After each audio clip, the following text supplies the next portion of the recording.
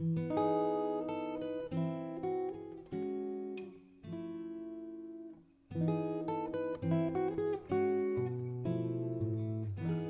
always been interested in the same thing, which is doing good work and making the work interesting and resonate and see that it's not repetitious, and sustaining the idea that you can work till the day you die and still have things to learn.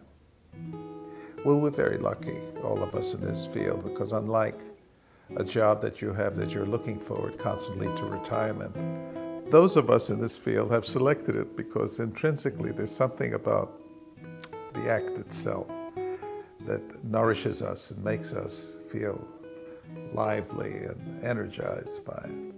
And I think you're doing the right thing when you are in a field, basically, that sustains your interest. How terrible it would be to lose interest in the field and then keep on doing it for another 25 years. That to me is a season in hell. But the fact that you never learned this field and that you can keep on doing it and keep on changing and growing and challenging your own assumptions gives it, well, makes it an act of grace that you can actually stay in it and keep doing it. You know, success on a project is, first of all, you have to say whose success. What you want to do is make sure everyone succeeds on a project. There are three legs to the stool. There's you, there's the client, and there's the public in every project. And you want everybody to succeed. You want the client's wishes, which is usually to sell more things or to have people come to a concert, whatever it is. You want that to work. You want to do something experientially that's interesting and that you believe is as good as you can do it. And finally, you want the public to be satisfied with what you do and respond to it.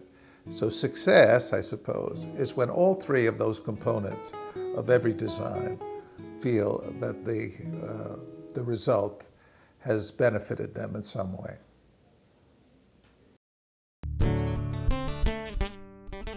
The biggest challenge for people who've been in this field for a long time, and certainly includes myself, is not getting bored or disinterested in what you're doing.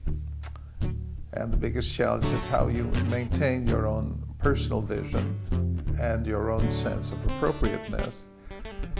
To some degree, you have to maintain that independent of professional response. Very often you are asked to do things that you know weaken your own personal conviction.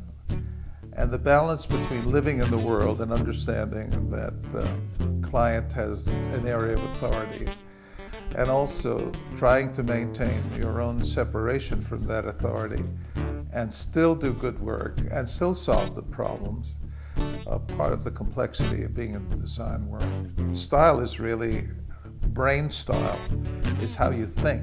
You might say it's a mode of thought. And so what you want to see in a designer's work is thoughtful and imaginative work. The translation of that into a physical object varies widely, and it varies widely to some degree depending on what the skill set is of the designer. Unfortunately, so many designers have very limited hand skills. In fact, most of them can't draw their way out of a paper bag. And that limits them to existing programs and existing materials. I think one of the things that's interesting is to see whether you can distinguish the work of one person from another, because the stylistic things that came out of one's hands is no longer available. So the most important thing becomes the way you think. The fact that designers have a voice, the practice of an ethical response to what's going on in society seems to me an essential opportunity for them. But I don't expect designers to be any more than good citizens. But by being a good citizen, what that suggests to me is an intervention in the activities of our time. Designers seem to be increasingly concerned about their effect on the environment, on the election, on politics in general, and I think that is a very positive orientation. I've been willing to stay on the case, and for everybody who wants to be a successful designer, it depends how you define that success. The secret of success, from my point of view, is to maintain your passion and what you're interested in. Don't be worn out by the difficulties of the field, or the ignorance of your client, or the pressure from your peers, or the envy that you have and the accomplishment of others. Stay on the case and enjoy what you do.